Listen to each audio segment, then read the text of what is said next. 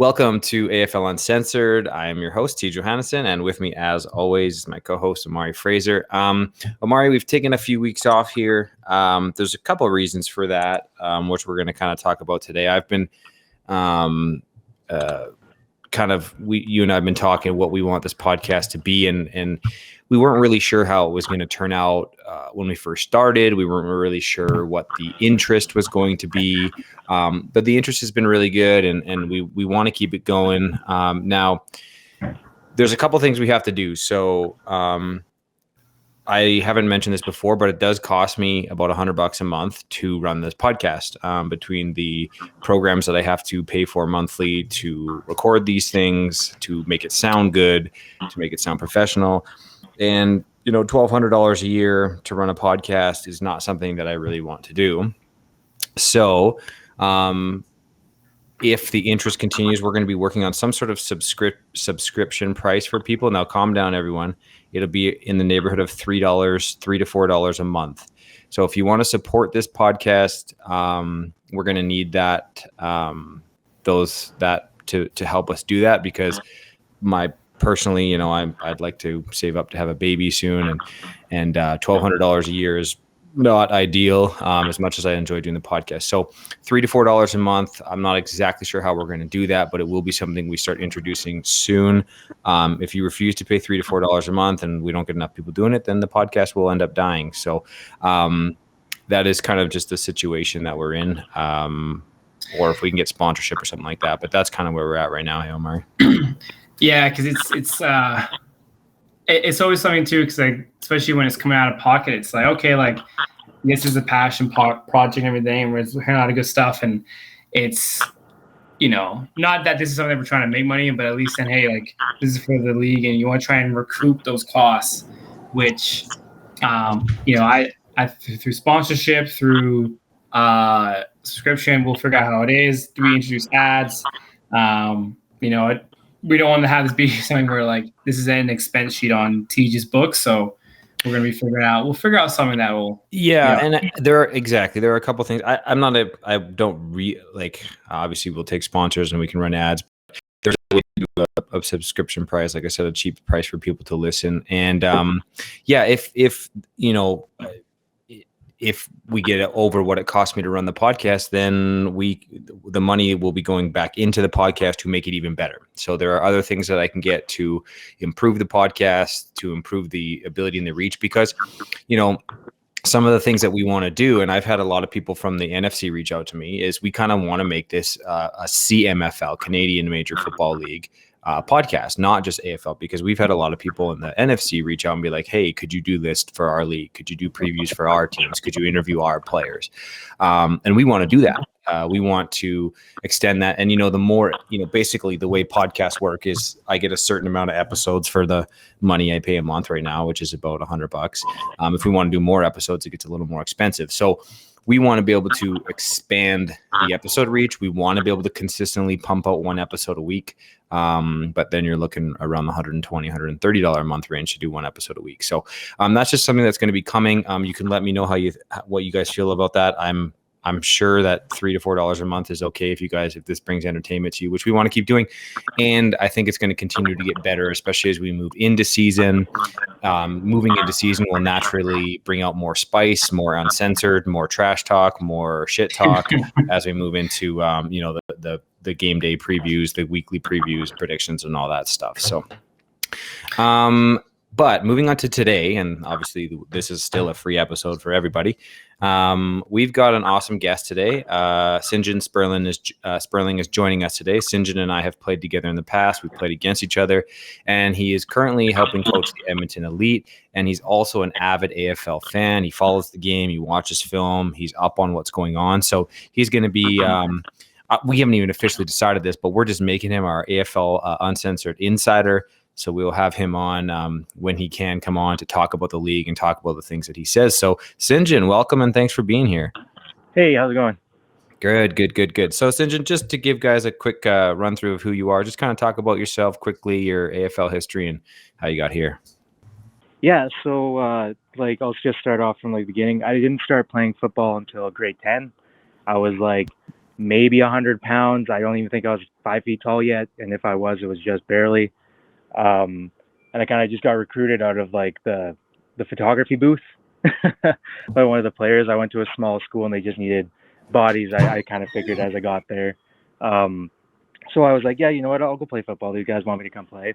I'll come play. And like, I didn't really play many sports in junior high just because I lived far from the school. So it'd been hard to, and my mom was always at work and I didn't have the ride. So I figured, just didn't have the time or the money at that point. So started playing football, was like tiny. I think the first contact I went into was like against a nose guard who was like about 6 feet tall. I'm probably around 240 or so, just a big dude in comparison. And I remember my coach before, he was just saying like, if you see that you're like outsized by a lot, let us know and we'll switch you with a guy like, more your size. So they switched the guy in front of me, and then I go up and I'm going against this huge guy. And I was like, yo, coach, like there's a huge size difference. And then he's just like, run the drill. So I remember I just like was like, all right, put my face into him. He ended up dropping the ball. And then after that, I was part of the team. We weren't good. We had one good guy, Anthony Barrett, who ended up playing a couple years in the CFL for the Edmonton Eskimos at the time, now the Elks. Well, hold on. When did you play with Anthony? In high school? In high school, yeah. Wow, yeah, I played with Anthony on the Huskies. Okay, yeah. I kind of figured that he was there around the same time you were. Yeah. But I went to East Glen with him, and he was pretty much our entire football team. Mm-hmm. He's incredibly good at football, just natural talent. Anyway, as you know, he went on to the Huskies and eventually into the CFL. We didn't really make it into playoffs ever, and if we did, we were out against like the first team. So that was my entire high school career, and I just played corner. I wanted to be a kick returner my whole time interested in football, but I ended up playing corner. I got to field a couple kicks, but not very often, obviously, with Anthony there. And then did you have Dalton Smarsh as your head coach? No. Okay. It was Ron McIntyre was our head coach, and then Mr. Strako, I don't know what his first name is, but he coached me for grade 10 and then went on to McNally after that. We had Ron McIntyre, and we just like ran super basic defense, like nobody knew what was going on. We literally ran man coverage, and when I came to the AFL, I've never ran a zone at that point. So I went through, played my high school career of football, nothing really big. I didn't know like about spring football throughout my childhood and throughout high school, so I never played any ball that way. And then I was always interested in rugby because my dad played when I was a kid. So I joined the rugby team when we had one in grade 12, because we didn't have one in grade 10 and we didn't have one in grade 11. So we joined up with another school and had one when I was in grade 12. And that was I first went to a provincial camp to try and join university. I think it was the U18 team. And I didn't end up making the team, but it was like my first time outside of seeing Anthony play football, like seeing really good athletes across the board, like and like the way they approach every drill and things like that. So as soon as I saw that, just something clicked, and I was like, okay, this is what I got to do. So I approached the game with like a different velocity, like different intensity, I should say, and I ended up breaking my nose like the second game in high school. Graduated, didn't play football after that for a couple years, and then I played rugby for Pirates rugby on the north side, and it ended up breaking my collarbone again 2 games into the season. So that was my my rugby career, where I kind of really got into contact sports, I should say, because I wasn't a good football player at all in high school. Looking back, I was fast, I had some athletics, but nothing crazy. Definitely wasn't getting looks. What brought you to the AFL then? I had a friend, Tyler Zabatel, who I went to high school with, who ended up playing with the Stallions right out of high school, which would have been 2012 for him. And I saw some pictures of him playing. And then actually looking back on it now, when I first started as an iron worker in 2011, I went to work 2 weeks out of school. I met another young guy there, and he said he was playing semi-pro football for the Edmonton Stallions. And I was like, oh, this guy must be pretty good at football. And then turns out Tyler ended up playing there. And I was like, oh, so I asked Tyler, like, what's the semi-pro all about? Like, how do I get into this? I'd like to give it a shot. And I was kind of thinking about maybe trying to play wide receiver or something like that, even though I never played the position, played corner the whole time in high school.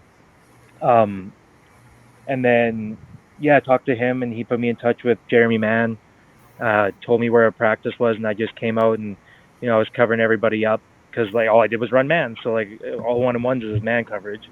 So I was covering everybody up pretty well. And then, found more about the league and ended up playing in 2013. So I played with the Stallions for, I think it was 2 years until they folded. But my first year I played corner, and that was my first time really being exposed to like adults because like I played U18 rugby the last time when I got injured. And then like I felt like I was doing all right. Like I was making plays, I was getting knockdowns, but like I couldn't catch the ball. Like I think I probably dropped like 6 picks that year. Like it was really rough. Yeah. But yeah, I ended up like, doing all right, but I really lacked in a lot of different ways. So I looked up like every YouTube video I could find on how to play the position better, and like just talk to some guys. And playing against the Fort Mac team when they came into the league, that was my first time playing against guys that played like university ball and guys that were like really high level football players. And then, outside of the physical like contact part of the game, I was there with them. I was able to keep up with my speed, made a couple plays and whatever else, but I made sure to make a point of just being the best that I can at this. Like I want to see where this could take me. And then just, iron sharpens iron, getting in as much work as I could with anybody that I could, getting out running and just like learning about the game and watching a ton of film. Because it was also the first time that I was exposed to being able to watch my games. Because in high school, we watched no film at all, except for like a couple highlight plays here and there when like our fullback would intimidate somebody from across the field because he was massive. But that was it. That's a common thing that we've heard on the podcast. I know Vardo, when he was on here, said that he watched YouTube to learn some things, and that's what's really cool about our society today is you have the ability to watch other people. And that's been a huge part of my life and my game is watching other people, watching myself, seeing what works, and then adjusting that. Because when you do that, you kind of simplify the game a little bit when you have time to break down what people are doing and how people are treating certain things or how people are running routes or whatever the situation might be. And people need to take advantage of that. It's not just a matter of, I'm going to show up and use my athleticism because, especially playing corner, and, you and I, both play corner, and I was actually a receiver when I played with Anthony Barrett on the Huskies. I was a receiver my whole life. I didn't start playing corner until I came to the Bucks, and my athleticism allowed me to get away with some stuff, but I was also exposed a lot in that first year because I had no idea what I was doing. And I did the exact same thing. I just went and looked and watched myself and watched my mistakes and watched the guys in the league that were good at it and was like, oh, okay. And then stuff starts clicking. So that's a common story, and that's I didn't realize you were that raw at football because I've always kind of seen you at a high level. Do you remember the first time you and I actually met? I think like it would have been 2013 when the first time I played the Bucks ever. But at the time, like I didn't know who you were. It was just like a bunch of trash talk, like, oh, that's Tej. Like, and I remember like Jeremy and like all the guys that had been in the league for a little while at that point were like, oh, fucking Tej is a mouthpiece. Like he just runs his mouth. But like, man, you were covering guys up, you're making plays, and it was what it was. Like you could talk all the shit you wanted because it is what it is. Like, and then when I came into the team, like we were just young. Like we had a lot of really young talent. Like and like John Cott's there, who was a guy that I've played with since the Stallions. I used to play against him in high school against Wagner. We were in the same kind of conference. So I've always had a lot of love and respect for John because, like, working against him every day in practice, like, I was getting stiff-armed and just bullied by him every day. And, like, he has a really weird cut. And a lot when he runs some of his routes, like, he kind of does a back step into his cut.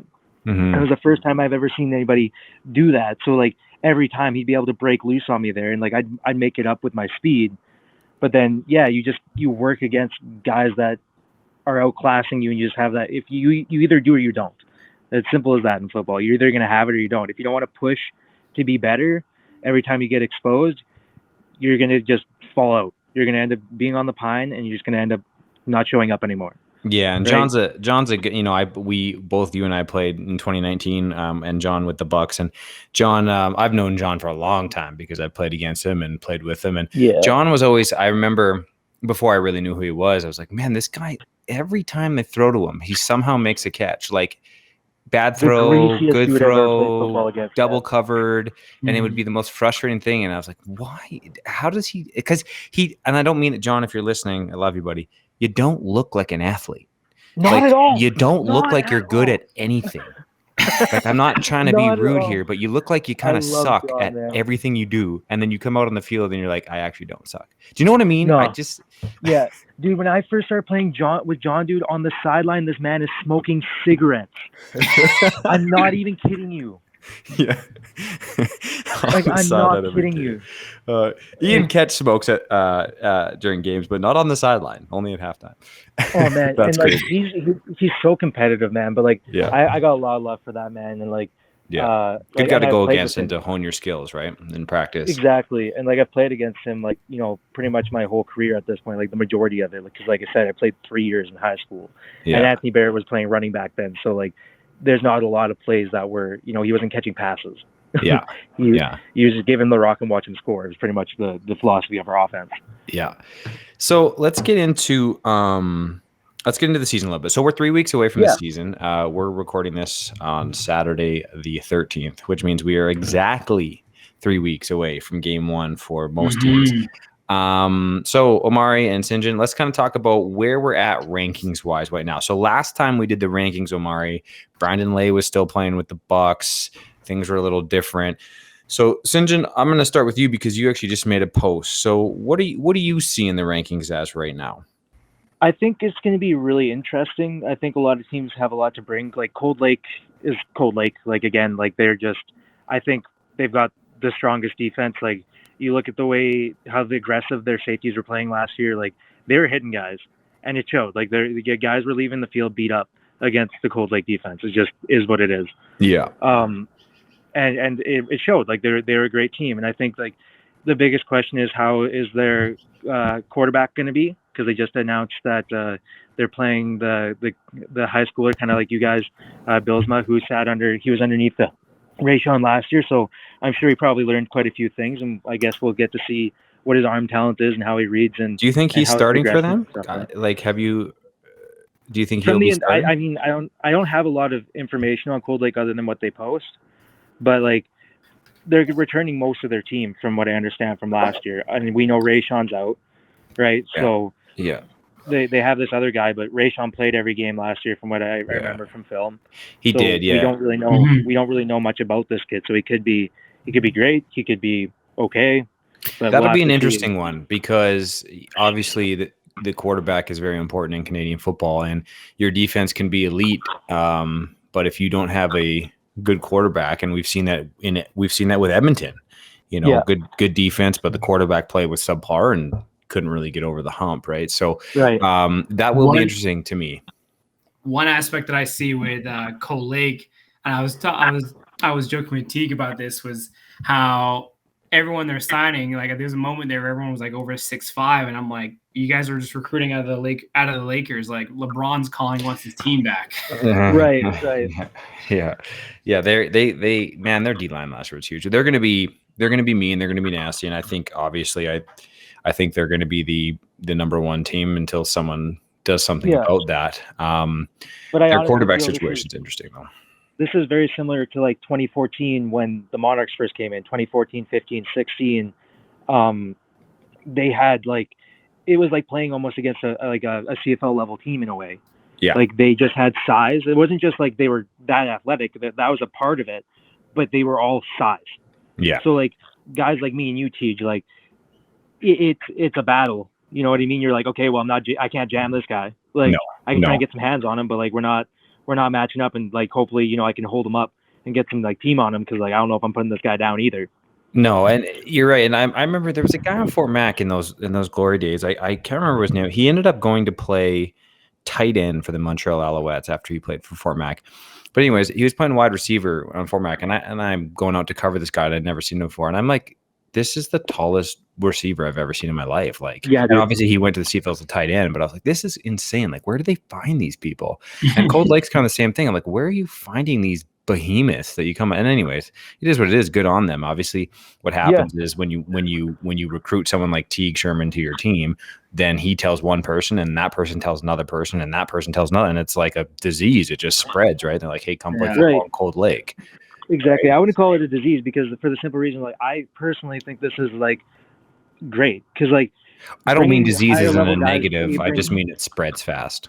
No, exactly. But like I remember when Fort Mac first came in with that team, like there was a lot of complaining all around the league, like, oh, this isn't fair, like they're stacked or whatever else. No, And that's it's like, bullshit. Yeah. but we got the same mindset. A lot of guys don't have. Yeah. They're like, oh, I don't want to play that because it's not a chance to win. It's like, Nah. you got to go into the game, but like, I don't care what's going to happen on this field. I'm going to do the absolute best that I can to match up with these guys. Yeah. I'm going to, not just for my team, I'm going to do it for me. I'm going to show me that I can match up with these Well, guys. take that challenge, right? That's exactly it. Exactly. It's not like I Iron saw that sharpens iron, man. Yeah, I didn't see that 6'8" receiver come out and I didn't walk off the field. I was like, all right, let's go.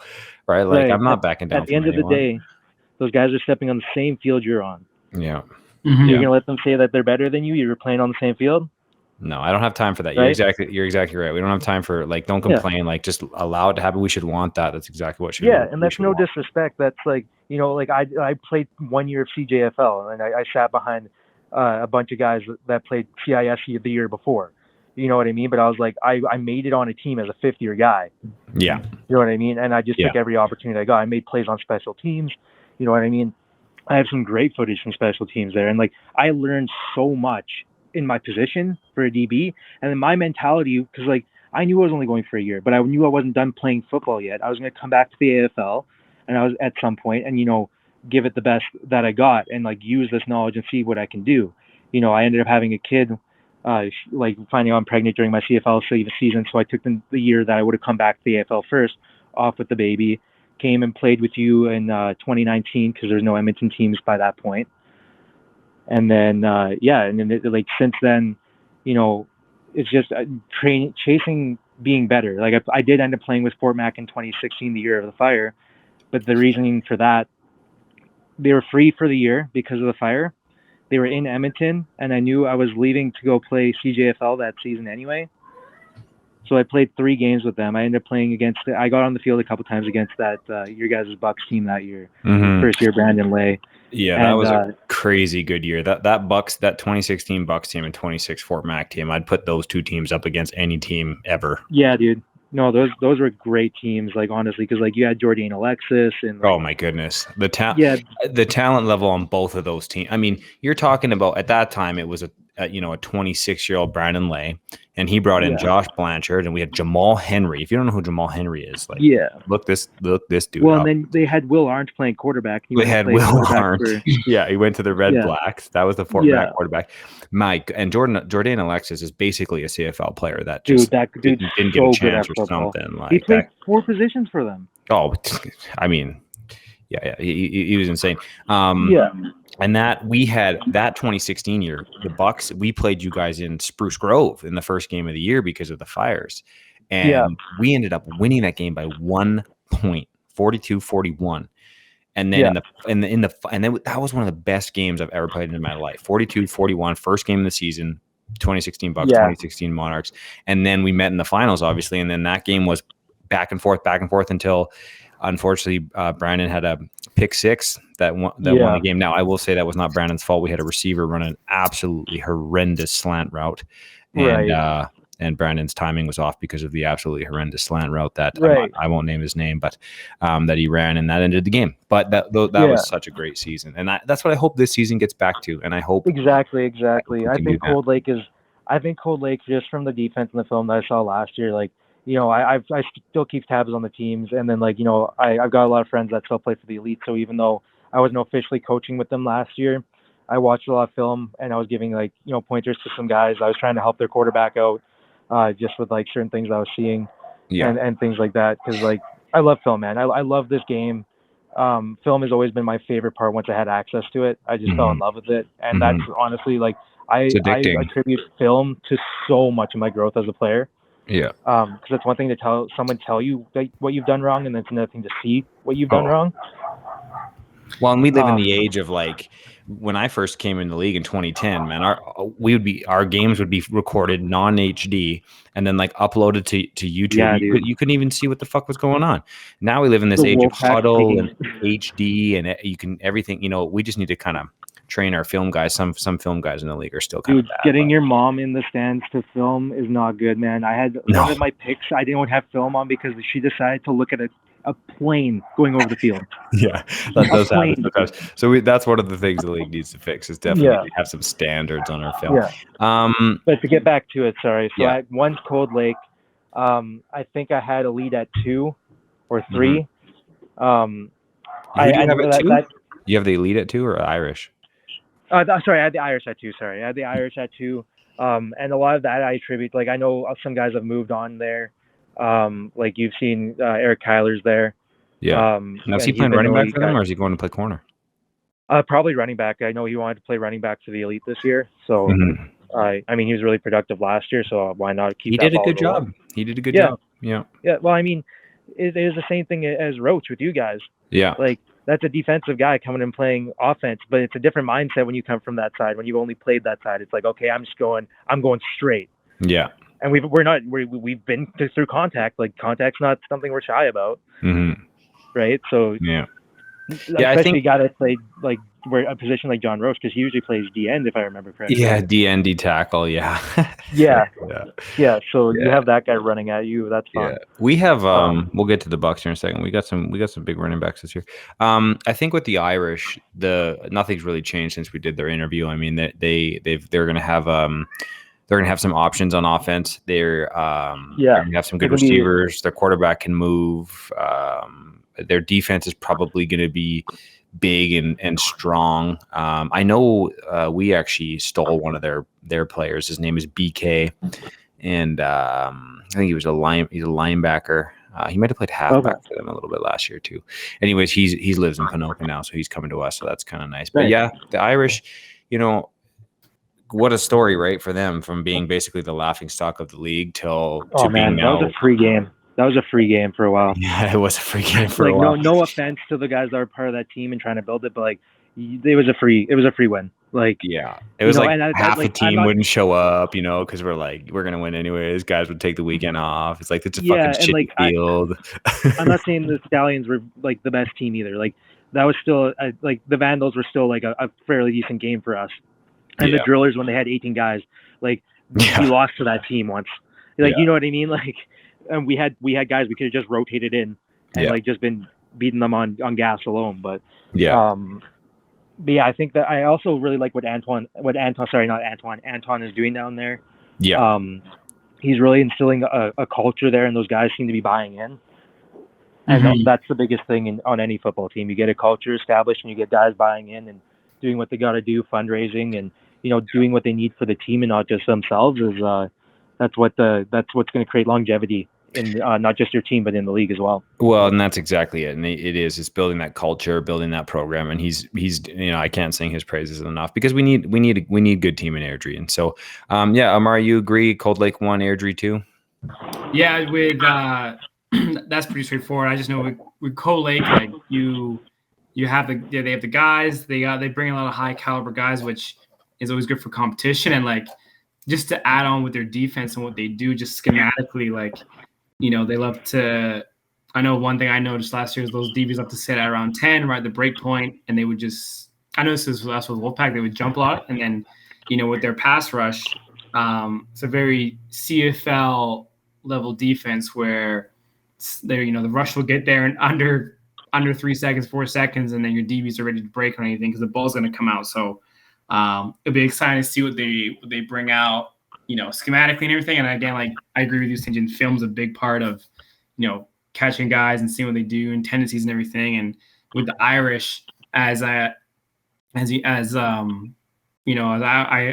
closer to seeing with them and everything here. Just they do a good job with their culture and everything, and how it's organized, and they make decisions through their board and culture. Like they definitely show good signs for longevity, which is good for the league.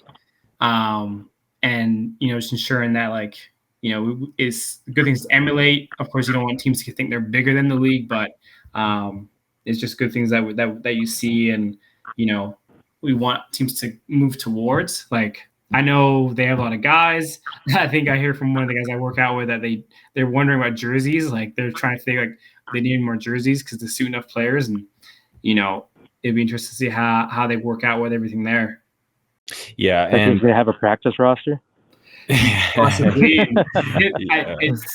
It's raised question. Like, I know, like I don't want to answer this from like Wolfpack alone, but just of course like just answering it as like an individual watching a team, and especially in men's where it's you pay to play. Like, yeah, can you really have a practice roster in AFL where if you were to move to another team, Red Deer, Edmonton, Grand Prairie, wherever? Like, I'm not trying to make it like the whole Calgary thing. I'm not trying to do that. Yeah.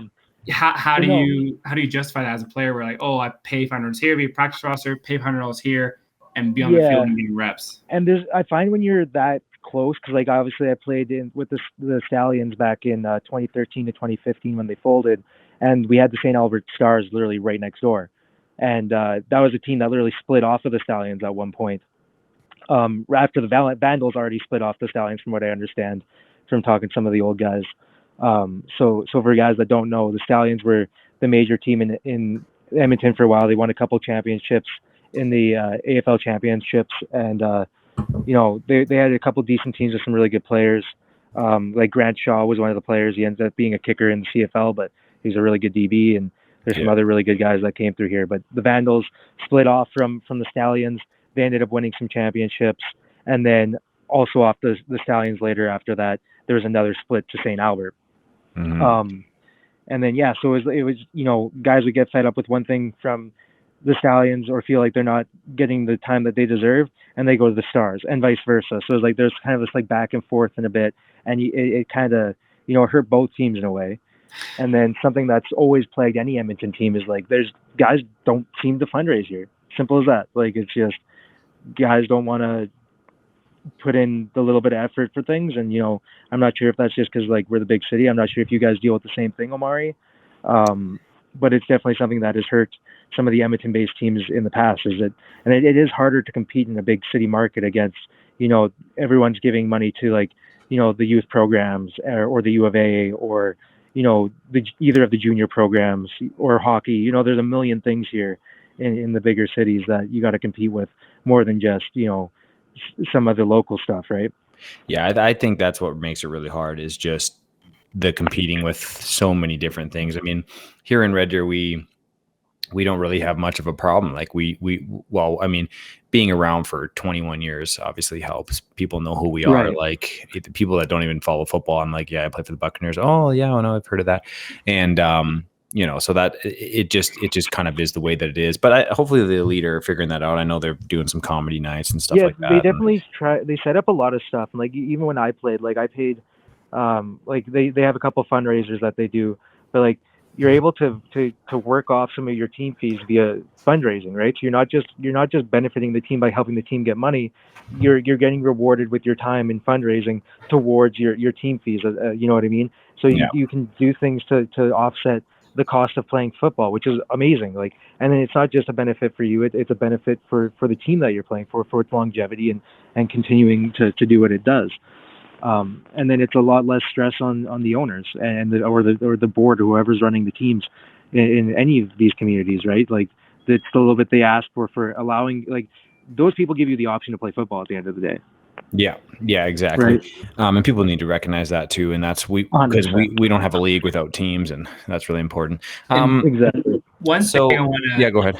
Just to add, because I guess that like player movement's always been a thing that the AFL is dealt with or managed with.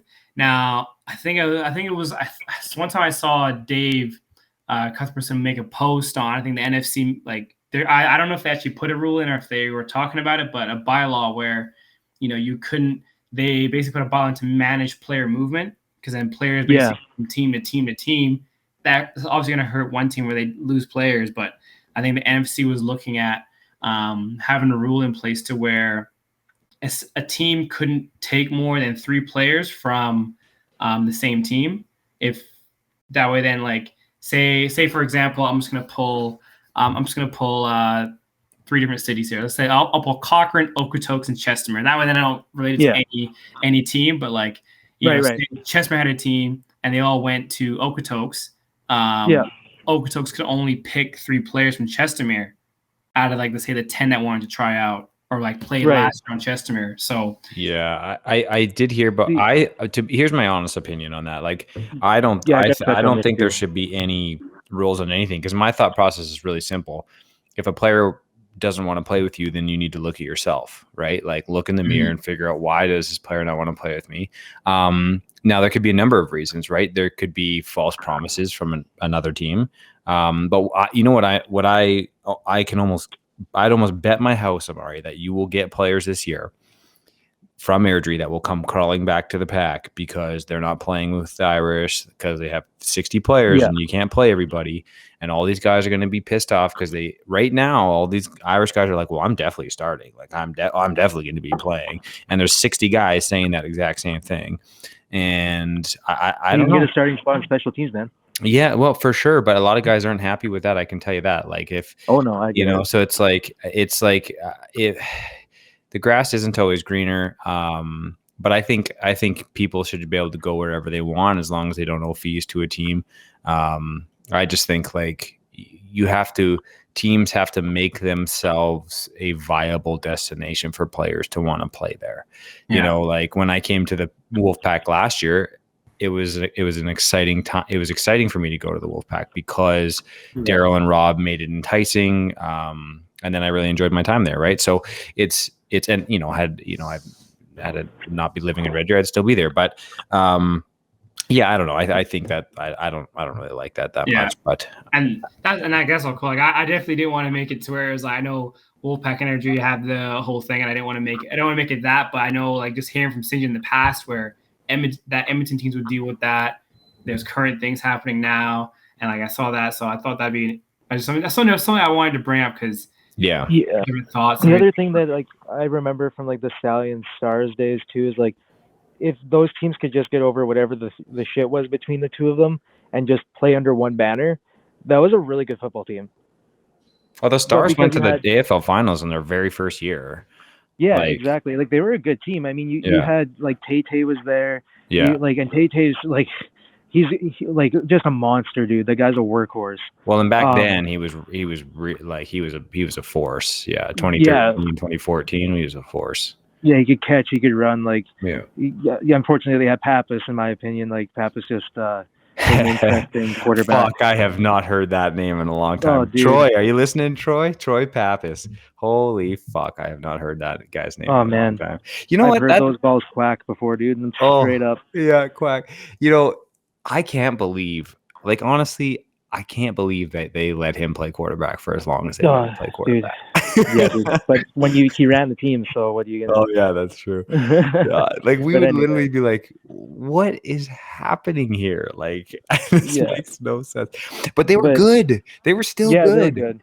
They were good. Like, but to get back on subject here, basically, the way I look at it, Omari, like, as much as that sucked, and it's happened before too, with, when the Irish first formed and whatever else, and then there's also the Gators at the time. Like, both the Wolfpack and the Gators, or not the Gators, sorry, the Irish weren't good teams because all the good players decided to go to the Gators, basically. And it sucks, and overall I think it hurts the league. But we're a pay-to-play league. If guys want to pay money to play on that team or pay money to be on the bench, if that's the case, then they paid money to it. Like, they literally bought into the team. I would say that the one rule that I would like to see put in place, and maybe it is now. No, it's not. It's definitely not, because the Calgary Kings tried to come in. But I don't think you should ever have three teams in the same area. I think that is an absolute disaster. You cannot do it. Yeah. You cannot sustain it. Makes it rough. It's just like it should just be blanket, like, Calgary Kings, I'm sorry, but, like, go to make your team out of fucking car stairs or something like that. Like, get a little further away. I don't know what it is, but it's rough. But I do appreciate, like, because I was living in Edmonton, playing for the Edmonton Stallions, and so my first year, 3 out of, I think there was like 6 games or 7 games or something like that, I was at home. Like, I didn't have to go anywhere. It was sweet. Like, I didn't have to spend gas. It was easy. So in that aspect, sweet. But like overall, it hurts every team because it's so hard to recruit. You end up just recruiting off of each other's teams, getting each other scraps, guys that are disgruntled, and then they just play the game. They're like, oh, well, that team was charging me $200. Oh, this team was saying like we could do that. It's all ends up being a shit show, dude. Yeah, straight up, dude. The one thing too, I guess, just talking with teams, you know, I know, like, I'm not sure. I know there's some talk right now of like some teams either, you know, not having good numbers and folding and all that, and like, it's you know, if a team was to fold right now, I think it'd be a massive loss. It hurt the league a lot just with now changes the schedule, and I think. Have you heard of teams folding? I haven't heard that. No, I haven't heard of anybody folding. I've heard some low numbers. Just like I just heard that some teams are with low numbers. I don't want to say who because it's all hearsay, so I don't know how official it is. But exactly, I'll say it. Fort Mac. You gotta get your players at practice, boys. Hey, here's the thing: like Fort Mac is they're going through, and we talked about this off air, Sinjin, but they are kind of going through that that Grand Prairie thing where they, you know, Grand Prairie was an elite team. I'm talking elite team for a number of years, and then they fell off the map and folded and went away for a number of years before Peace Country came back. And now Peace Country's on the up get. Fort Mac, and that's where like. And some of the requirements of Peace, like we'll get to that in the rankings here, but Peace Country's kind of impressed me with some of the things that I've heard from some of the guys that I know there and just some of the stuff they've posted. Like I'm really interested to see how they're going to perform this year. Yeah, I am too. So hopefully, like if you're listening to this and you're in Fort Mac, like check these teams out. It's run by good people. They've got a fantastic stadium. They've got a fantastic history. And personally for me, like when I looked at the schedule and I saw that, you know, the Bucks' last game of the season was Fort Mac traveling to Red Deer, I'm like, that game's not happening. Like they're going to have 12 guys and they're not going to be able to come because probably at that point they're going to be eliminated from the playoffs. Nobody's going to want to travel all the way to Red Deer, and and I just think like either the game's going to be forfeited or they're going to show up with 16 guys, and it is actually the most embarrassing thing for our league when. Especially in Red Deer when we get a lot of fans and the fans are like looking at the other team like, why does that team have 13 players? Yeah, and it makes it hard as like a team to want to like charge people to come watch that game too in a way. Oh, because like then you kind of feel scummy. You're like, oh, we just like kind of rob these people in a way. Yeah. That being said, being said, I'll love that game if like I'm like first or second in the league in receiving by just a few yards, and I can just go off for $300 or something that. They got dogs up there too, and like you said, like the people running that place are good people. I think it's still Will, if I remember correctly. Yeah, Will's still doing it. Great guy. Yeah, Will is awesome. Like I said, I played with Fort back in 2016, so I got to know Will a little bit through that, and like such an awesome dude, and like they have a great facility up there, honestly. Yeah. And great, like if you're looking for work, dude, like that's a place to go. Yeah, it's Fort Mac, man. Like it's a bit away, but it's a growing city and it's got a lot going on for it. Yeah, great fan base, great city to play football in. So they got to get up. Yeah. Okay, let's get back to the rankings here. So originally in our pre-season, or when we did a rankings a few weeks ago, or a couple months ago now, I guess, Bucks were number 3 because Brandon Lay. Obviously, Bucks have dropped. So who do you have as your number 3 right now? I have the Elite at 3 for sure. Okay. That's just like obviously I'm helping coach them and like. For respect of the team, they've asked me to kind of, you know, not say anything about the team too much. They don't want to unveil anything, and I'll respect that. Mm-hmm. But they've made some upgrades in some key positions. I don't think they're going to have the same problems that they've had in the past with like quarterback issues per se. Mm-hmm. There's a lot of new faces, so you know they still have their camp coming up, so a lot will be said then. But like there's a couple young guys there that I'm really impressed with. Just really coachable guys and guys that are willing to listen. And, the AFL, it's not often you get an ability to have coaches sometimes. So it's good, like being a guy that's kind of been there, having some guys listening and stuff too. That's huge. Yeah. So I'm really impressed with the group that they have this year. I think they're going to be a good team. Like I said, there's a lot of new guys out there, so we'll see how everything meshes and how it's going out. But I'm really excited to see this team hit the field this year and see what they can put out. Year 3 for them, right? So it's really, this is kind of a time for them to figure this out and push to the top. Yeah, and I think they have an ability to. I think they can match up against like the Irish really well. Cold Lake, I think they like. I think they can play a game against them. But like I said, like knowing how Cold Lake has been, especially I've played against them myself since their inception. I ended up getting I hurt my knee in 2020 against, or sorry, 2021 against them. And I haven't played since, just due to like rehabbing and life. I've kind of switched focuses a bit. Um, but yeah, so they're a fun team to play in my opinion. Like they're going to make you work for it. And I think that defense that they've had last year and that they're bringing back is just ridiculous. So we'll see how teams play against that, and I think that's the biggest question mark. And then how they rally against the run game, because that's still to be seen. Last year they really struggled against the Irish, and the Irish really made them work. So we'll see where they lie this year, but I've got really high hopes for this team. Yeah, I think knowing a little bit of what I know and about them and the people running the team, and even last year, going up to Cold Lake in the first game of the season, it wasn't a blowout by any means. And Edmonton, No. like the reality is like Edmonton had almost no offense last year. The receivers outside of John Cott were not good. The quarterback, James Aldridge was pretty good too. Like James is a very physical player too, which I think is like a little bit underrated in the CFL. Like how much of an impact that can make. Like when you got guys that his stats were pretty abysmal. Now a lot of that is due to the quarterback play as well, right? Like right, yeah. But there's like, a little bit into that. See his blocking, dude. Like he was making some good gaps for the running back and stuff like that. Yeah. So like I know it didn't show up in the receiving stats, but James is put him at fullback. Yeah. No, he is. And James has been the Aldridge family itself has been a great football family, but yeah. But yeah, it just I think they can only go up. Their defense, I think, was good last year. I think that if they can figure out a way to stop the run, they played Airdrie tight last year. I don't think they should be thinking that they can't go and win an AFL championship. I think no, not at all. I think they're gearing for it. I think they're ready for it. Yeah, and they should be. That you're in the biggest city in Alberta. You have an opportunity to recruit and get out there. You're in year 3. You play at a good facility in Fort Saskatchewan, which kind of has that small town feel to it. So they should do well. Their jerseys suck, just like the Irish jerseys. But other than that, I hate the camo. I just don't like the camo. I'm not a huge fan of the gold ones, but I like the blacks. The blacks are definitely better. Yeah. I agree. They're number 3. So, who's your number 4? Number 4. The way you said that, TJ. so I've got I've put Peace Country at number 4 here. You put Peace Country. And you know what? Yeah. This is interesting. So you kind of touched on it a little bit earlier. They've been signing some dudes. Yeah, man, they've been really like surprising work. And I mean, I'm not like overly surprised because it kind of has that Fort Mac vibe to it, right? It's another oil city. I was born in Fort St. John, which is just around the corner basically. In BC there. Mm-hmm. So I've gone through Grand Prairie, and like I have family that's lived in Grand Prairie and stuff. So I've been there, and like it's a community again. Like they've got what is it, the GP Storm for hockey, and again they're a place that's far away from anything. So the whole town rallies around them.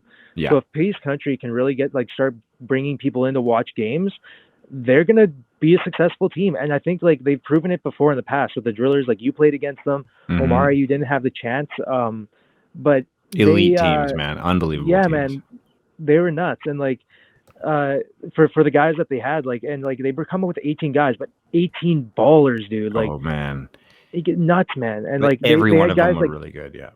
Yeah, they had guys limping onto the field and still like going out for like they never forfeited the game regardless of what was going on. Nathan Aldred was a quarterback and he was like a Houdini back there. They had this guy named Simon Fowl, who's one of the best receivers I've ever played against. They had Will Quintel was on that team in their prime. Like there was some, and he's a beast safety. And they got so many fans out to the games, obviously, because Grand Prairie, these small towns do.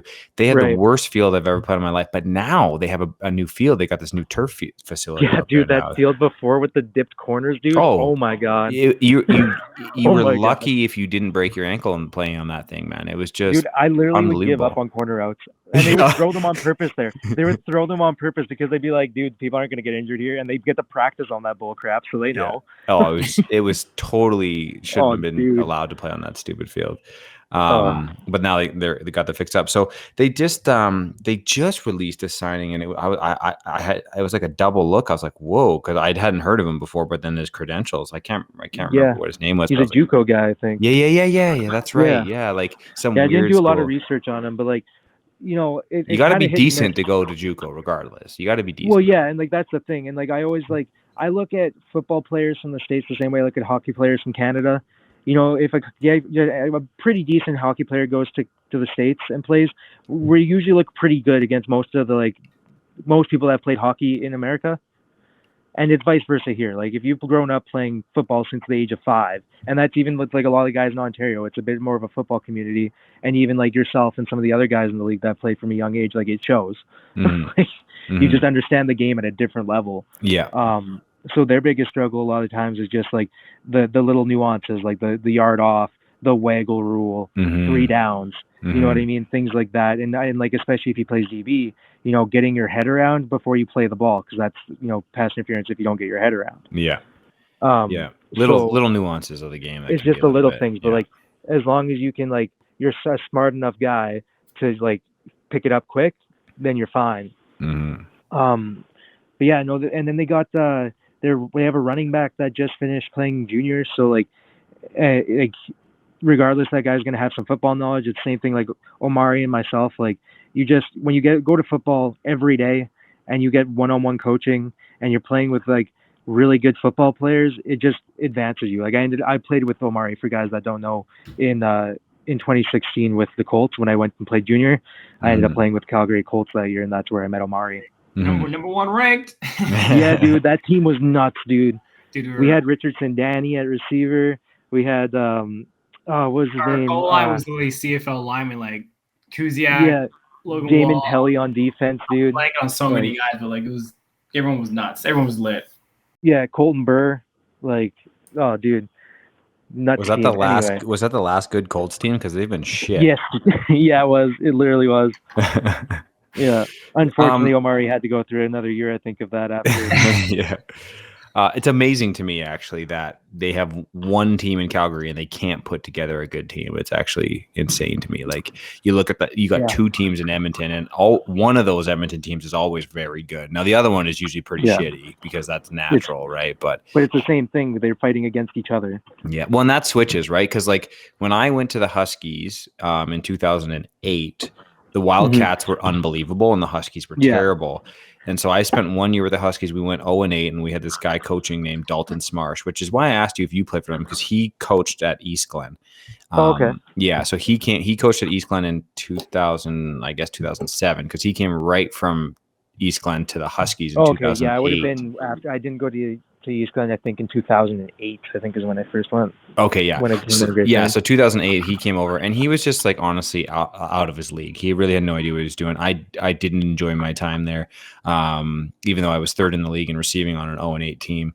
But I left. I actually transferred the next year and went 0-9. I went to the Wildcats, and then we went all the way to the national championship, and then lost to Andrew Harris, and then the Nanaimo Raiders in the national final. Yeah. But yeah, it's always kind of been like that. So it's kind of disappointing that Calgary can't put that together. But back to Grand Prairie, I think I'm really interested to see, because I believe they have Cold Lake week 1. I believe if I'm correct. Yeah, I don't actually know what the schedule is for anybody. Yeah, AFL, get your shit on the website. Get that shit together, because I don't even know where to go to find anything about the schedule. So maybe it's. I don't even know my team schedule. I've just been everywhere with everything else going on in my life. Yeah, but I believe it's Jets Cowboys week 1. That I'm very interested to see. I obviously think Cold Lake's going to win, but I'm very interested to see by how much. And I guess I'd be pretty shocked if they didn't win, but it'd be kind of interesting to see the Cowboys make a big upset in week 1. It's going to be really interesting. And then Cold Lake also had a guy come from the Cowboys. Yeah, Carlos. I saw them. I saw them post that. I don't know who he is, but like, he seems pretty sizable, and like, Yeah, he's an angry motherfucker, that guy. Yeah, so, and size matters. Like, I'm sorry to say, like, if you're just bigger than the person you're hitting, like, it's gonna suck for that person. Sorry. Yeah. I know that because like I played against Tay forever, and he just like has gotten so jacked. And like the last couple of years playing against Devin Stewart and him with the Monarchs, dude, Devin oh my Stewart. God.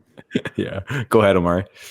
One thing you want to see is just like how Grand Prairie showcases themselves. Yeah. Like if it's like a blowout, then they're okay. Like, yeah. But if it's like not saying a close game, because like I don't want to put any disrespect to Cold Lake, but they come out, they compete, they grind, they get their touchdowns, and like they just show they show those bright spots. That's like what you want to see, because we know Cold Lake's going to be a very strong team, and I'm sure Grand Prairie is looking forward to seeing like how are we going to compete? What's the mentality you got? How do guys respond to the adversity you're going to face that game? That's kind of what you want to see, especially where you're a developing team and had really good strides. That's you not that of course everyone wants to win, but as like the GM, the owners, the guys who manage the team, like that's what you want to see them know. Like, hey, like we've built something now where guys handle adversity. They're gonna fight. They're not gonna fold. All right, we got something here. Let's build on it. And like that's kind of like a good gut check to see with such a good team like Cold Lake. Oh, for sure. And I think even when you're exactly right. Like if the Cowboys are going to come out of that game feeling really good, if they even if they lose by 21 points in certain situations, because like, did we move the ball? Were we 2-0 every time? Was it little mistakes? Like there's going to be a lot for that team on that game, and I'm actually I can't wait to like get home on Sunday and see that the film has been uploaded, because I'm interested to watch that game and see what Cold Lake's doing, who's playing quarterback, how is Grand Prairie looking. That week one, waiting for the films each to drop from each team is always like an exciting moment. Like can't wait to kind of see what's going on here. But no, that's be good. I think the big question in the league right now, and I think everybody's already answered, is how are you going to match up against Cold Lake? That is the question for every team. Like it just says like they're really the alpha. Everybody plays them. Yeah, they're the alpha right now. As Gabriel said, you want to go to the ship, you run through Cold Lake. It's true. Yeah, Gabriel is not wrong in that. Gabriel told me he was going to play man-to-man against us when we play him, so I'm holding them to that. So he said one TD in his career, or something like that. Like what? Well, yeah, I challenge. I don't know about that one. I know Gabriel's listening, so I'll challenge Gabriel right now. So I play inside slot back. So you got to come off the corner to cover me man to man. So ask your coach to do that once, and we'll see. Just one rep, and we can figure that out. How many touches last? I think I saw on Facebook he bought a Nissan R34. I might. I think maybe a game they might get a nice little wage to say, all right, if we get a score, we get to go for a ride or something like that. I'm not driving. Fuck that. I'm not driving with that lunatic. I would never trust him on the wheel. No, hell no. That guy drives way too fast for my comfort level, boys. Look, I am so anxious in my life when it comes to driving that I drive everywhere. Like I do not take buses. I do not drive with other people. I am behind the wheel of a vehicle that is moving because I need to be in control at all times. So hell no. But we'll come up with something good. I'm sure me and Gabe will. All love Gabe, but I want the smoke. You want the smoke, and that's how fires start, right? So it's good. Hey, that's it, baby. Number 5, Cinch, who you got? Number 5 is you guys, the Bucks. Yeah. Yeah. So I think the biggest thing here is just I've seen some film on Brett. I think he's got some upside to him. I think last year they really struggled with a lot of receivers, and I think that's the big question with you guys. Like I know with the Lay situation, you were saying that you lost some guys. So is Axe on that list? That's a big question. Like Axe is a huge part. Obviously, you're going to be a big part of that offense and that receiving core. But who else are you bringing? I know Josh Thomas. You guys had for a couple of years. He's a little speedy guy that will do whatever the team needs. But is that going to be enough with Bilsma? And what's your O-line like? You know what I mean? Do you guys have the guys? I don't know. Well, yeah, no, I'm not. I'll divulge that because I'm not really. I don't feel like I need to hide everything. Everything gets on film on week 1, anyways, right? So exactly. Yeah. So Xavier's planning on playing as of right now. Now there is some slight. And I won't get into the details, but there's some slight chance that might not happen. But as of right now, he is planning on playing, which, for me personally, like him and I are yin and yang. We work off each other, right? You guys work really well. You can't double both of us. And that's the thing, right? And so for me, it's like I need him and he needs me. because you just can't double both of us. It's literally impossible. You got to Yeah. pick your poison, right? And it's not a good one to pick. So You guys got to know how to split. Yeah, exactly. And now I'll say, so Josh is a warrior. Josh is obviously he's a little undersized and not super I got a experienced. lot of love for Josh. Yeah, a man. lot He's of so love for long, Josh. man. You know, Josh lives in Edmonton and he comes to every practice in Lacombe. Yeah. I have miles of respect for anyone that is going to spend that much money to come and get better. And Josh puts work in. And Josh has 100%. significantly gotten better since the first time I saw him play to, last week at practice.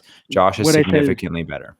Yeah, what I said is no disrespect to Josh at all. Like I've done some work with him here in Edmonton too. Like you said, he's from here, so like I've seen him around, and when I was playing with the Bucks and stuff, I really got to know him. And like the dude is exactly what you said. He's a warrior, and like those are the guys that I really love in the AFL, and like those are the stories that I really love too. And like the guy just loves the sport, and like he's a dog too, man. Like he'll get his nose dirty. He played corner for you guys, and then played some stuff on defense. Got some fumbles. Like he was out there balling. Like and he's catching kicks. Like it's nuts. But yeah, my biggest question with you guys is like I know it's obviously a bit of a QB downgrade. No disrespect to Billsma, but he's young. We'll see what's going to happen. I know a little bit more from what you said now about what kind of offense you're probably going to be running. Just because you know me, I'm a film junkie. Mm-hmm. So like I remember when I was playing against you guys. What was it, the year you guys won, 2021? Yeah, 21. Yeah. Yeah. So it was pretty deadly. You guys, I think I predominantly watched your guys' film that season and just cracked that where you guys were kind of going, because like you said, it's really hard to cover both you and Axe, and like part of that is you got to know where you're going. And then you also had Ben Hinadiak that year, and I'm assuming Ben's not coming this year. Well, and if also not okay. So Ben is, I would say 50-50 right now. Ben has not said no. So Ben, I think for Ben, it's a work thing. As far as Brett goes, now look, so, and I think I've said this before, but Brett's a Sylvan Lake. I live in Sylvan Lake. I coach in Sylvan Lake. You've coached him for a while. I've coached Brett since he was 13 years old, and now he's just out of high school. So for 6 years, I coached him through bantam up all the way through high school. And he actually played safety for me in his grade 10 year too. Okay. But look, I don't think I can compare anyone to Brandon Lay. No, Brandon Lay is unreal. But he's a big quarterback. What you're not going to see a huge drop off in the arm strength.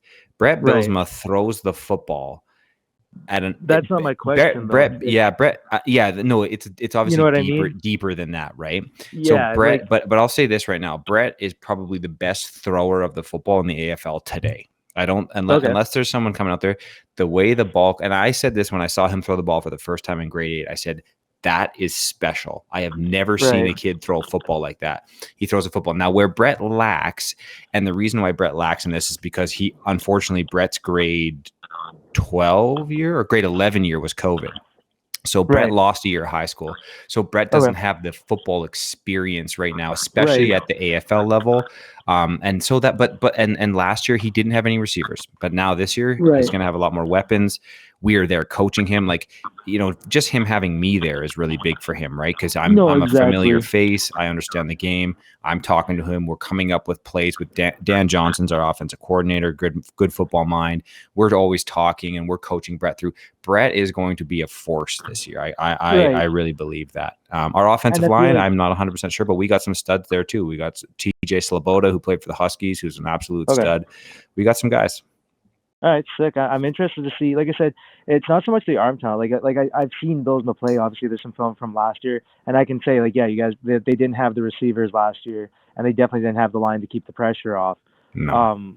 And I know you guys got the receivers. Even just having on the offensive side adds a lot of speed and allows you to stretch the defense a bit. And it's just if he can have the time. And the biggest question is, can you make the reads fast enough with some of these guys coming off? With Cold Lake especially, there's going to be some guys coming in. I think the league across the board, from what I've seen and what I've heard for most of the teams, the defenses are really good. Yeah. So, and even with the elite, they've got a upgraded defense from what you saw last year. So I think teams are going to be surprised with what they come with this year. Yeah.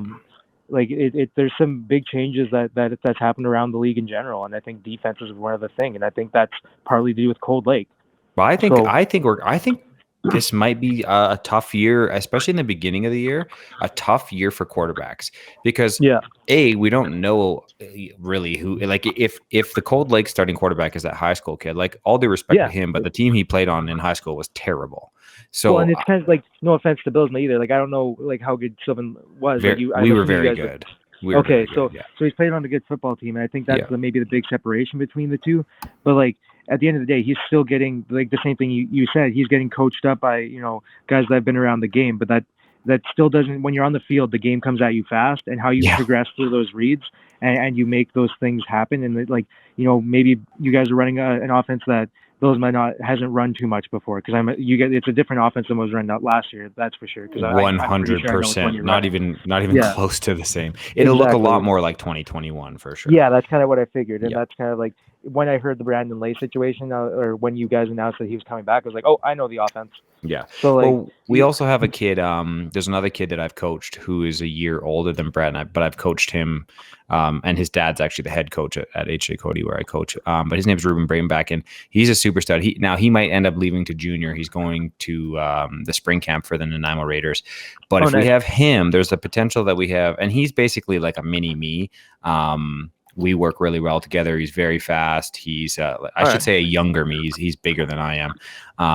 But he's a force on the boundary. And if we can get there's a potential to have him, who's very good, Ruben, and Ben on the same side, and obviously we know what Ben does. And then on the other side, having me and Xavier, and then Josh Thomas playing the wideout. So there's some potential. That's a lot of speed. It's a lot of skill. There's some shiftiness too. There's some shiftiness, and our running game is actually going to be pretty good. We got this guy named Tony, who's this rugby player.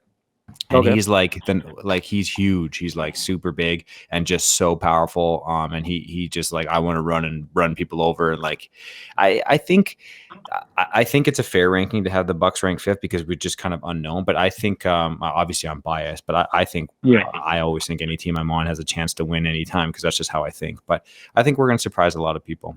I really do. Exactly. And then back, since you guys are on it again, and for guys that don't know about John Rocha's situation, I'm not sure how that's going. He's back at practice. He's doing better. Yeah, he's slowly progressing. He's come to the last couple practices. Just a fantastic human being. I just love being around John. Such a good guy. Yeah, I played with you guys in 2019. I got to know John a bit, and he's just an awesome dude. And I really enjoyed my time at the Bucks. That was a fun year, wasn't it? 2019. That was a fun year. It was good, man. It was a fun year. And then fuck you, Omari. Let's move on to the pack rank. Made some improvements in a couple of spots too. I think that was, it was a great game. I think we had a great year that year. But I think a lot of teams were really even that year. And I think it was fun, man. I had a good time that year. Yeah, it was a lot of fun. So I was interested to see how he's doing, and if he was, if he's still accepting money or whatever else, and you guys are, looking to extend a hand, definitely send some his way. Super good dude. Definitely. One thing I want to go ahead, add there is I don't personally know John, but to hear that he's going through his personal health challenges and he. It sounds quite severe, and he still was able to make it a practice. Big props to John there.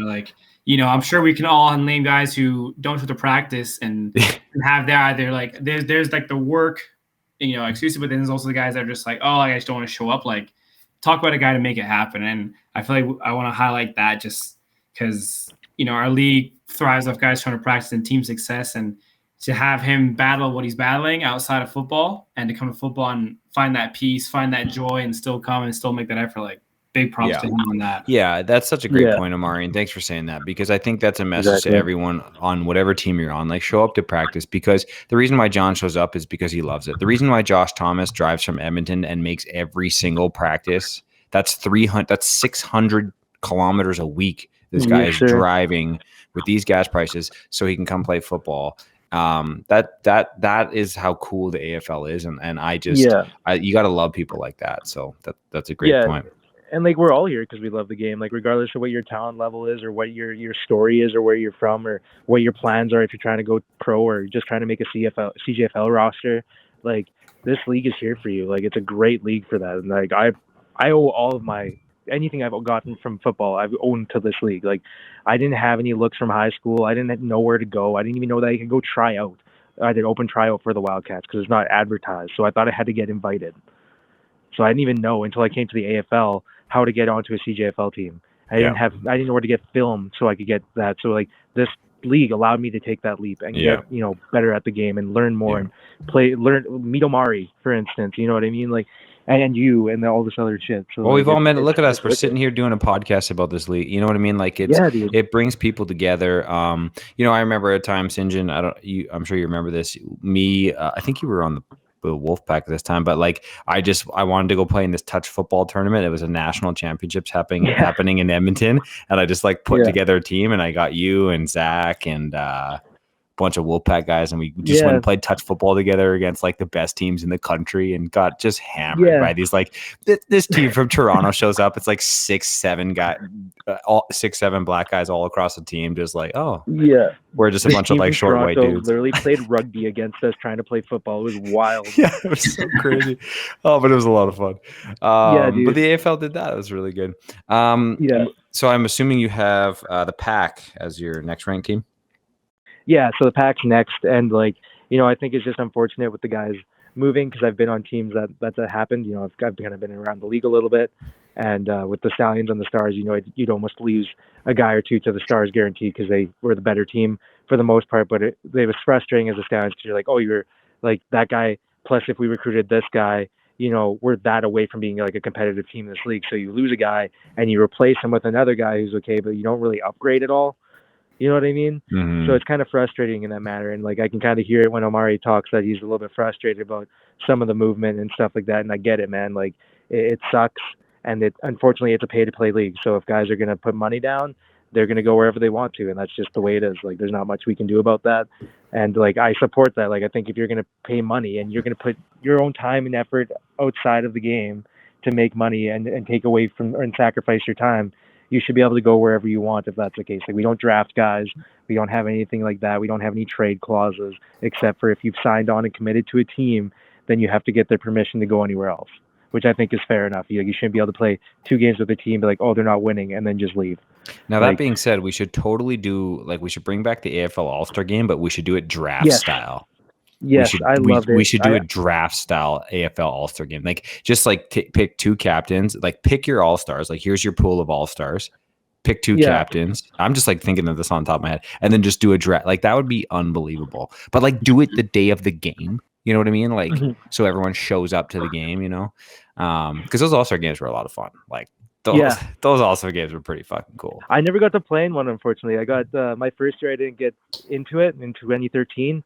And then 2014-15, we played you guys when you had Tanner Green 2015. Yeah. In I think it was the first round of the playoffs. And like, we battled with you guys. Like, it was a close game. I had some massive punt returns and kick returns against you guys. Yeah, I remember that game. Yeah.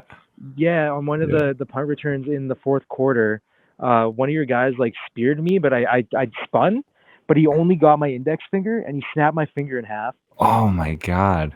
Yeah, and like, it was literally just flopping around. I tried to tape it and like, I couldn't do anything. So it was flopping around. You're talking about your finger, right? Yeah, my index finger. So just flopping around. We tried to tape it and like, I literally couldn't do anything. So I was out for the rest of the game. There's like 3 minutes, and then you guys ended up winning it.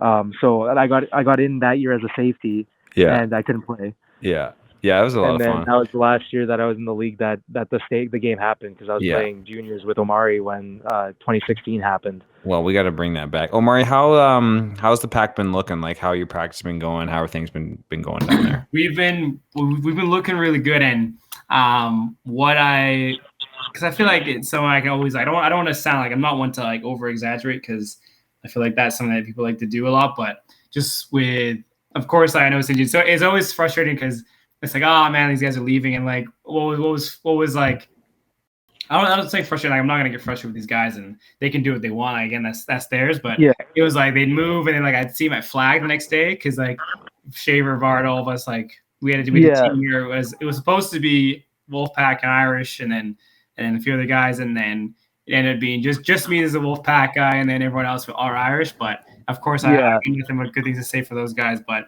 when I was just now looking at our team and what we're looking at, like, I want to say it's been a really good year of all of our efforts to recruit new players. And so we are a young team. We'll give us that. We are a very young team, but just taking in, I've done a lot of good things with taking the feedback from guys who, from last year, and they want, more structure, they want this, they want that, and really bringing that into where, players are coming in, especially young players, and they're getting a very high level of football that they haven't gone at high school, which, we are going to be a young team, which we'll have stuff there. But what I love with our young team here is you guys are hungry. They understand they're coming into a men's league that is a very rich team, rich history. Daryl and Sherman definitely help with that, but as well, these kids are all, I should say kids, I should say, because they're all in grade 12 now, graduating. They all say, I got my graduation coming up, but they're all hungry to practice, and I can instill a culture in these guys which will grow and is going to be more positive than what has been in the past. Because, one thing that, of course, we struggled with last year was with guys coming to practice, and, some guys are saying, I can't come to games, I can do this and all that. And I'm like, in a position now where I'm like, do I really want to do I don't want to say me because I'm not on the board or anything, but I just have to step up as a leader to instill a culture there. And that's just who you are, man. Yeah. You're a leader, man. That's just who you are, bro. And just do I tell veterans hey, look, if you're not going to show up to practice, I don't want to say don't bother come, because I'd love to have them play, but understand that there's been guys who are hungry, getting after, who are younger and want it more. And exactly. And that's something too, which I think is really good. Again, we'll, when we get to the field and fire starts there, we'll see how things go. But I'm liking where we're at, just where culture-wise we're building. Just looking at our group chat, I think there's the guys are bonding. I think a couple of the players are all out right now, so I love to see that. That's the brotherhood part that you get as a team, which we all love and enjoy. And especially when you're young, more in the 18, 19, 20, you can get away with that. I think all of us were in a different generation now where we have kids in the way, responsibilities, so we can't enjoy that. But we got a good thing growing here, which I like, and it definitely puts us in a lot healthier spot, which I'm loving to see. Well, and I think for you, it's really cool for me to hear that, okay, you guys are young, because I mean, that's way better than being old, right? You guys, that's really good for the future of the Wolfpack and keeping that team around and keeping that team, and I mean, Daryl's always going to bring your average age up anyways, right? So it doesn't matter how many other young guys you get, but that's really good. That's exciting for me to hear, because I know it was kind of looking a little dicey, but I've said this multiple times, but I really enjoyed my time there with the people, with with Rob and you, Amari and Daryl, and I mean everybody. I felt welcomed, and I enjoyed my time there, and I hope you guys have success. I think the Wolfpack have the opportunity to surprise people as well. I think a lot of people are counting them out. I think this year's just going to be so good, parity wise. I think it can go any way. I think a lot of the numbers are definitely transferable for sure. And even Cold Lake's there. I'm not saying that Cold Lake's gonna blow everybody out of the water by I don't think so. Last year was pretty weak. The biggest it's just how is everybody gonna match up against that defense? They had a good offense last year, but I still wouldn't put them among the most elite offenses that I've played against in the league at all. It wasn't even close. It wasn't even close. That defense I'd rank up there in the top two maybe. They're ridiculous. I honestly and it's not even just the way they play the game, the way they approach their plays. It's the physicality, man. It makes a difference. They're coming down. Their offense last year was good when it needed to be, but they didn't need it to be good. Do you know what I mean? The league itself last year, and this isn't a shot at Cold Lake, they did what they did, but the league last year was the weakest it's been in a while, and just overall, it just wasn't very strong. 2021 was strong in the sense that it had two good teams in the elite and the Bucks, but even 2021 Cold Lake was pretty good too that year. They were okay. They were okay. They're not what they were now, but for the overall stretch of that year, they were fairly good. I think we beat them in 21. The Bucks beat Cold Lake by 40, so they weren't that good. They weren't that. Your guys' offense was their our defense offense was as good. Ridiculous. Your offense was nuts. Yeah. It And would I have been think, like, interesting. Yeah, go ahead. sorry, I think like going back to Elite too, like because I was part of that 21 team, that was their first year too, and like I think being the COVID year and then having like no, this is no shot at any of the guys that came over from Ontario or whatever else, but when you're starting out a team and a bunch of guys come from another league and come over, like it was awesome playing with all those guys and having that experience with them. And you guys probably had the same thing with the Bucks, but the difference is you guys have been around for 20 years. There's a culture that's already instilled in a lot of the core guys and whatever else. We just didn't quite have that, you know what I mean? And I think it was one of those things where last year after those guys going away, like we identified with those guys, we matched up with them, we had a great time, like we were all homies on the field. But when you lose half your team like that the next year going back because they went back home, you know, you're missing some of your identity now, and you're missing some of those guys that would help push the other guys to be better. So I think that was something that they missed out on a little bit last year. But it's something that, you know, they had a year to get really those core guys like solidified who's going to be their guys and work for them and push everybody else to be better. And they're making a lot of improvements, man. I think you got a lot of people who are going to be surprised again. Like I said, like going back to the Wolfpack, I'm not counting them out at all. Like you got the legend, and it's great to hear that you got young guys coming in. Because like I said, I played for the Stallions. We are another team that's getting ranked really low in these rankings, and it just fueled us. And we all had like a brotherhood. And I remember when that team folded, like a majority of the team didn't play again. Like if they didn't go to the Raiders, the team that came out of them, they stopped playing football. I almost stopped playing football entirely for it. I almost didn't go to juniors or anything else, but I decided that, you know, why not just give it a shot, see what happens. You know, I always make fun of the Airdrie Irish jerseys, but the worst jerseys in AFL history were definitely the Edmonton Raiders. What the fuck was going on with I think it was orange pants and like blue. We'll have or to something? do a separate podcast on that team. Oh my God, we would definitely just atrocious, absolutely atrocious. Okay, so we're running up close to time here. Our last team in the rankings is obviously Fort Mac. We've kind of talked about them a little bit. I think they're struggling with numbers. What I'm hearing, I have almost no idea about anyone that is playing on that team. I don't think any regular names. I don't think the Devin Stewarts. I know Mitchell Phillips is not. He used to play Fort Mac. He's with Edmonton now. Fuck, like who? I don't know. Have you heard anything about Fort Mac? All I've heard is that like they don't have a lot of guys right now, and like, you know, I think that's really sad to see if that's the case. Like I said, I don't really know what's going on up there too much, but like from what I hear, it's not a great situation. I think it's overall a really if they can't find a way to get guys, I think it's like or to keep the guys that are from there. And I mean, again, it's a pay to play league. Like I have no qualms about a guy going to play with their guys, and like I get it. Like being a good player, you want to play with other good players. It's simple as that. And if you've had experience playing with a guy before, you like him, why not go play with your friend and know you're going to have a great year, right? Like I totally get it. But I think it'd be really sad to see if Fort Mac doesn't end up making it in the long run. I think they've had some great history. I think that facility is amazing. There's a lot going on up there. Like if you're a young guy and you're looking for some place to work and make some decent money and like still play some football, it's a great place to go. Will Arndt ended up playing up there and then went to the CFL, and like that dude was riding a bicycle to practices. Like, you know what I mean? And like they're able to set up places. Yeah, if you're a guy traveling up there like for the summer, like I think it should be completely within the rules of the AFL to set up a billet home. Yeah, you know what I mean?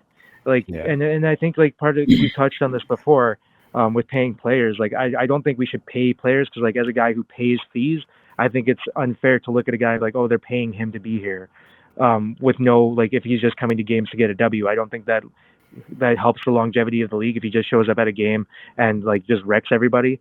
I think if you're going to bring guys from like another province or even, you know, out of the country because of how good they are at the game, the part of the contract or whatever you have with them should be like, you know, we'll help you find a place to live. You still have to get a job and whatever else. You still have to like, maybe you don't have to pay team fees, let's say, but part of your contract is you have to be at our practices and you have to help our other guys get better. Like you have to coach them.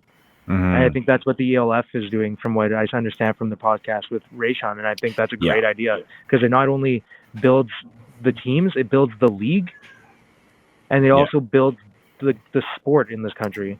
Yeah. Because now we're going to have better athletes. What if that guy goes on and coaches? Now he's got this other knowledge from this guy that he Yeah. can pass on to the young ones. It's just going to accelerate the sport that much more. Well, and that's what we're really trying to do with this podcast is talk about stuff like this, get that out there, get those ideas out there, put them into the heads of the people that make these decisions and grow. Because, and I've said this a million times on the podcast, but the league itself has so much power to be so influential in so many different areas. And so we have to take advantage of that.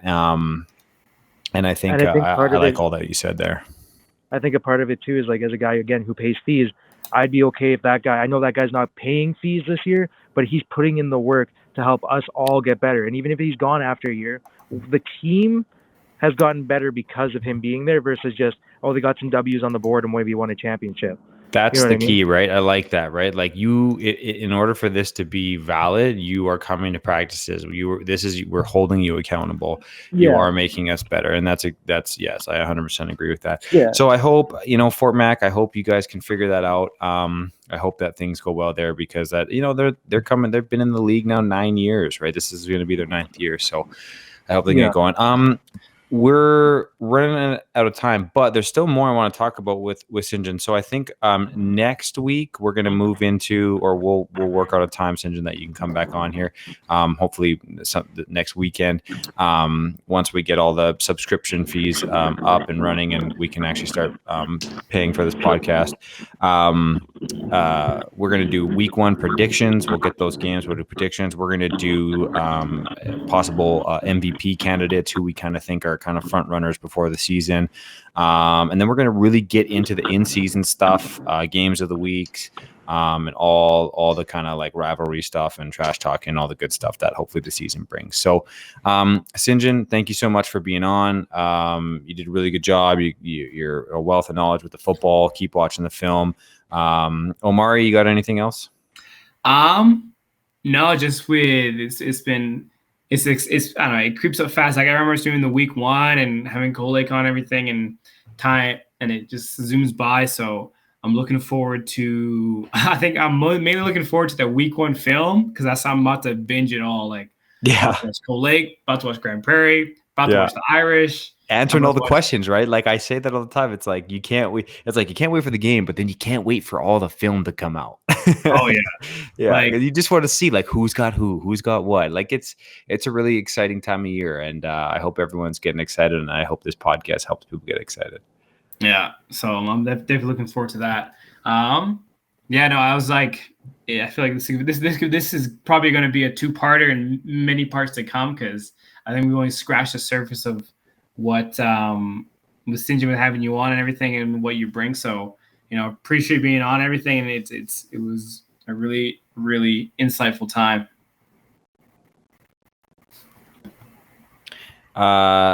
St. John, are you muted?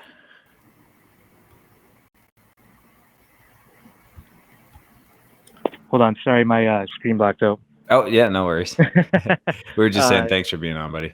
Yeah, no, I appreciate you guys having me on, and I'm excited to get on here a little bit more with you guys and answer any more questions that you guys got, especially again about the Stallions. That was a team I was really passionate about and really got me into the sport and like pushed me to go where I went. And now I'm doing big things with cleats and stuff now too, and we can touch on that again. Oh yeah, no, talk about that quickly, St. John. Yeah, go ahead. Talk about your cleats because that's cool. And I've had actually a lot of people ask me about that. So go ahead with the cleats. Okay, sick. So yeah, I started a company, Momentum Customs. I've been customizing cleats for about a year, actually just over a year now. Professionally, and they're awesome. I've seen them. They're really cool. Yeah, thank you. Yeah, check me out on Instagram at Momentum Customs. Exactly how it sounds. If you can do English, you can spell it. It's good. But all my content's on there. But I've worked with like James Wilder Jr., Rashawn Simon. I just did a pair for Scott Hutter, and I've signed on with the Elks to do like their My Cause My Cleats. They're calling it Cleats of Strength, and we're going to be debuting cleats throughout the season at home games of my artwork, working with some of the Stollery kids. So I'm really excited about that. Dude, that's amazing. So are you an artist? Like, how did you get into that? Yeah, so like I've kind of always drawn and stuff my whole life, and like I never really took any like crazy classes other than like high school courses and just like a natural kind of talent for it. But my mom is like a crazy good artist, so I always grew up watching her draw. And so I always kind of compared my work to her, and I could never like get it close to perfect enough. So I never pushed myself to be good at it. And then it was like about, I don't know, maybe 8 years ago or so, I was looking on YouTube and I saw these custom shoes, and I wanted to do it. So I bought shoes right away with no equipment to do it or whatever else. I ended up just having them sit in my closet forever because I didn't have the motivation after that to go and get the rest, because I found that the paints are really hard to get in Canada. Um, so I ended up eventually getting an airbrush recently, and I hydro dipped my cleats for 2021. I had gold and black marbled cleats with some gold laces. Nothing too flashy, but I just wanted to try it out and see how my prep process and everything worked. And then, yeah, I just took a shot on myself when I had an opportunity one-on-one with James Wilder at a networking event, and just kind of picked it up from there and did his cleats and just kept going. Did a couple others, Edmonton Elks players, and just, kept going, man. Just believe in the dream. And the same thing how I did in football with the AFL, man. I just pushed to be the best, dude. Like, that's incredible, right? It's just like you have a dream, go for it. And it's I know people. I mean, most football players who love the game of football understand the look good, play good, feel good. Yeah, and that cleats are a part of it. And I'm always looking to do that. So I'm going to be getting some new ones this year and hitting you up on that one. And I know you're a cat guy like myself. So my question is, I would love to get like just a little like picture of my cat who passed away not too long ago. Can you do that? Can you do? Yeah, cat I can probably faces? do some like artistic like rendering of it. Like I don't do like super high realism. No. It doesn't have to. No. Yeah. But I can definitely do like a little bit of a touch on it. Like a look like your cat will be like a sticker form almost. Like a look. Put her name on it. Yeah, dude. I can do like you've seen some of my work, so you know that I'm kind of capable. Yeah. But yeah, I can make that happen for you. No worries. Cool. Yeah. So Momentum Customs. Momentum Customs. MOMENTUM Customs with a C. Cool. And if people want that, they just. So do you need like white cleats, or can you do it with any colored cleats? I can do it with any color cleats, but I really prefer to work on like all white or black. For sure. The problem with black is like you got more options with all white. Like I can do like the sock liners for you and stuff like that with all whites. With blacks, I obviously can't change the color of black. Yeah. It's really hard to do. Yeah. It can happen, but like the quality won't be as good. It won't be comfortable on your feet. So that at the end of the day, like it's got to look good, but also work for you too, right? So I'm not going to do anything that is going to impact the way you play or anything like that, or how you feel in the cleats. Yeah. And then the other thing I can't do is the cleat plates at the bottom of your cleat. So if you want a specific color cleat, like I know you're with the Bucks, you want a red bottom, you got to find me a cleat with a red bottom. Right? Okay. Or supply one, because like that's the other thing too. Right now, I don't have the ability to wholesale cleats at any rates to be pumping them out and be selling them with artwork on them already. So you got to send me your cleats. I can do used, I can do new. Like again, I prefer if you're going to send me new, maybe break them in a little bit too, because then I can see where your crease marks are, and then there's less chance of the paint cracking. It'll stretch where you need it to stretch and things like that. Right. Cool. Maybe one day though, that's the next thing, right? You can just start pumping out your own cleats. Yeah, dude, that's kind of the idea. Hopefully, I'll be able to get a couple pairs in here, and then I'll just put them up on sale. Like I'm thinking about trying to see if I can get some, used cleats or some cheaper new cleats and do some work on them and see if I can sell them on Marketplace, or I'm starting up a website here. And dude, I think that would be a cool way to go. I think there'd be that'd be cool. So Momentum Customs, check that out, guys, if you're interested in that. Some custom cleats. Omari, send us off. Hey, appreciate everyone tuning in. Looking forward to everything heating up. We're 3 weeks away. We're either 8 practices, 6 practices, 7 practices away from the first game. So hopefully everyone's doing what they can to get ready, showing to practice. You can check us out here on Apple Music, Spotify, YouTube, AFL Uncensored. Give us a like, give us a comment, subscribe. We're looking forward to growing this and heating it up, and especially when we look at adding on the NFC and seeing what that looks like. The sky's unlimited. So appreciate everyone tuning in, and we'll see you all next time. Awesome. Thanks, boys. Appreciate it. Thanks for having me, boys. Yep. Talk soon. Later.